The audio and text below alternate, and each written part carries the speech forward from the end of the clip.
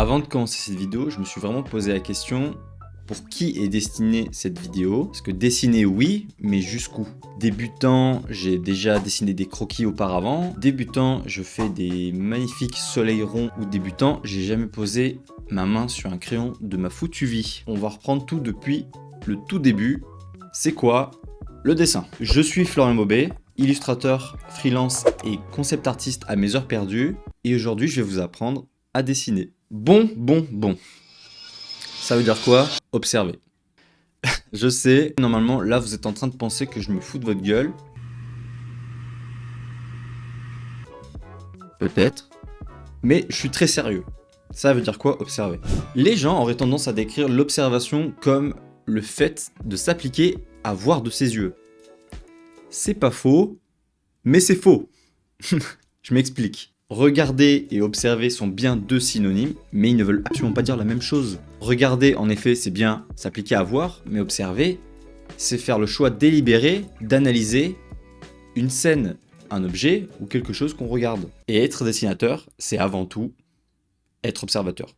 Tout comme un pianiste développe son oreille musicale à travers sa pratique et son écoute assidue de la musique, un peintre en fait de même pour ses yeux. Mais observateur de quoi, tu me diras? De tout en fait.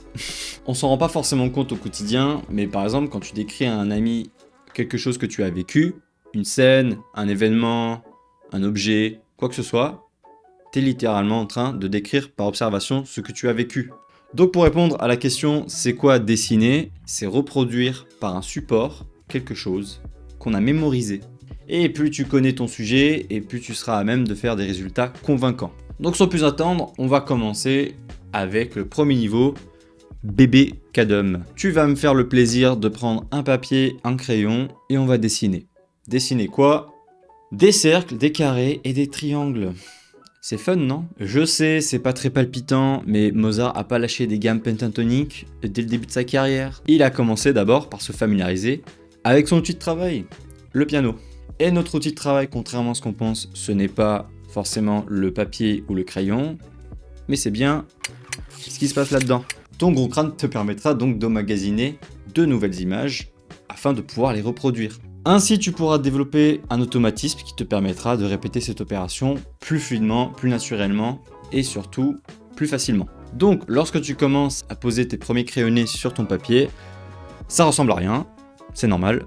Mais faut pas être trop dur avec soi-même parce que c'est la première fois que tu poses la main sur le crayon. L'idée ici n'est pas de se focaliser sur ses erreurs et d'en faire une hyperfixation, mais de s'en servir pour corriger sur le prochain. On ne se concentre pas sur un seul dessin, on réessaye. Et par là j'entends pas mettre 40 coups de trait pour me faire un cercle ou me faire un carré, qui nécessiterait normalement 4 coups de trait. Et on répète, un carré, un triangle, un rond. On répète, un carré, un triangle, un rond, un carré, un triangle, un rond. Petite parenthèse, les poignets puent la merde. On ne se sert pas de son poignet, ou du moins on évite de s'en servir, parce que le geste et l'amplitude est trop faible. Donc on va plutôt utiliser l'épaule et l'entièreté du bras pour faire des traits. Crois-moi, ça sera vraiment très utile pour la suite de savoir faire des bons coups de trait. Trompe-toi, réessaye. Explore les dérivés que te proposent les formes géométriques du carré, donc des carrés rectangles, des triangles plus larges, etc. Et quand tu as maîtrisé tout ça, on passe à la suite. Bon, le niveau 2.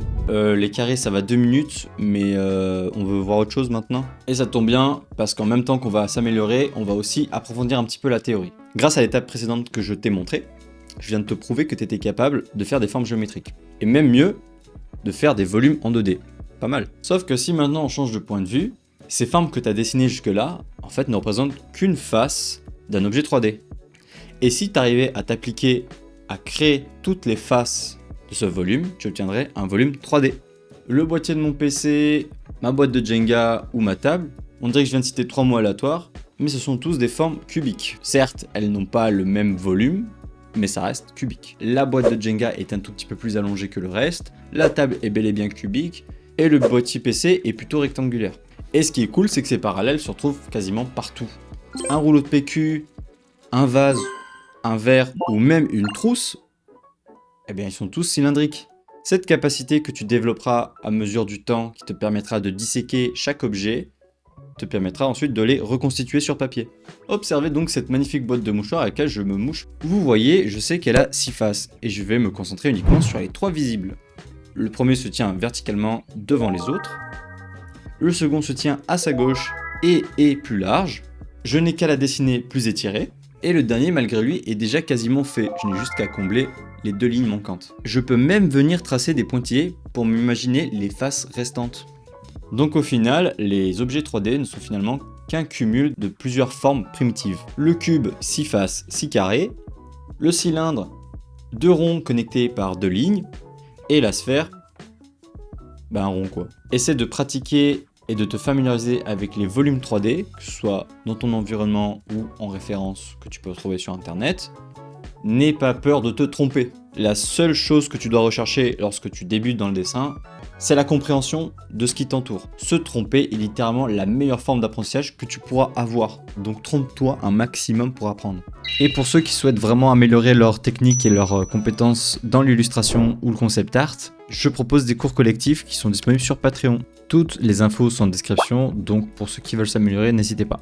Et maintenant, la dernière étape. Te voilà maintenant un gros bébé musclé, ta perception du monde et des volumes ont changé, et tu es capable, en te basant sur ce que tu vois, à créer et reproduire. Pas mal déjà. Mais il reste une toute petite étape. De rien du tout. Dessiner tous ces objets dans un même espace. Et pour ça, j'ai 2 techniques à vous proposer. La première, vous pouvez lever votre immense cul de votre siège et regardez autour de vous, vous avez tout un espace à votre disposition pour trouver plein d'objets 3D. Ou alors, notre sponsor de ces... Non, je déconne. Ou Line of Action, qui est un site qui propose une panoplie d'images en référence pour pouvoir s'exercer au dessin. Et ce que je trouve grave cool avec ce site, c'est que vous pouvez paramétrer vos exercices. Par exemple, vous pouvez régler le temps, la durée d'affichage, ou même les objets qui s'affichent en référence. Si vous optez donc pour prendre des photos de votre décor ou de votre environnement, partez du principe que chaque élément que vous allez dessiner reste simple et vous n'entrez pas dans les détails superflus. Ok ? L'exercice ici, c'est pas de faire des détails, c'est de comprendre les volumes que vous dessinez. Pour la durée d'exercice, j'ai pas réellement de recommandations, par contre, c'est selon votre motivation. 5 minutes pour dessiner quelques croquis dans la journée, je peux t'assurer que ça va faire vraiment la différence. Donc, let's go là! Let's go, allez-y là. Dessinez, bordel. La vérité, c'est que quand moi-même j'ai débuté à dessiner, j'avais une imagination qui était inversement proportionnelle à mon niveau. Je m'imaginais vouloir dessiner des dragons, des persos trop stylés, mais ça rendait jamais comme je voulais. Et même si au bout du compte, j'ai appris et j'ai aimé dessiner ces personnages, je dois admettre que j'ai quand même perdu beaucoup de temps parce que je n'ai pas appris les bases du dessin. Je ne suis pas en train de dire qu'il ne faut pas prendre de plaisir dans le dessin, néanmoins, je pense que aligner plaisir et exercice te permettra d'avoir une bonne évolution stable et régulière. Si le format de la vidéo t'a plu, n'hésite pas à me le dire en commentaire, savoir si je ponds un second chapitre en fait. C'était Flo, au revoir.